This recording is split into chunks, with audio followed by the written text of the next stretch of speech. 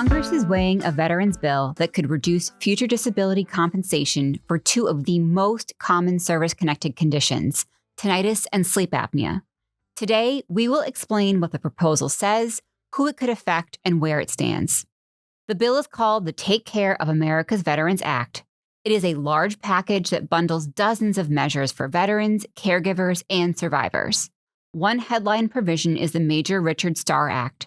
The Richard Starr Act would let certain combat-injured veterans who retired with fewer than 20 years of service collect both military retirement pay and VA disability compensation at the same time. Here's what is drawing some concern.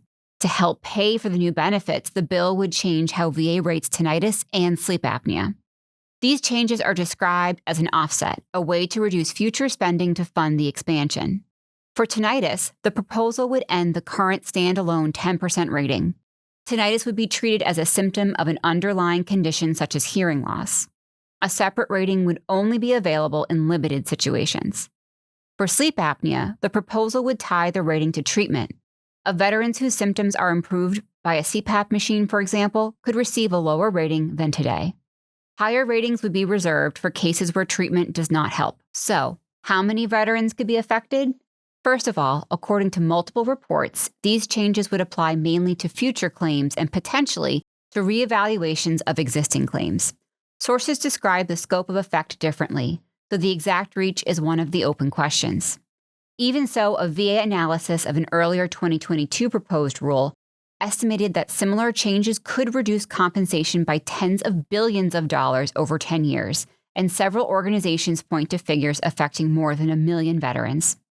Tinnitus is the most common service-connected disability, partly because military service often includes loud environments, and sleep apnea frequently appears alongside other service-connected conditions, so even a technical change to these benefits could affect a very large group.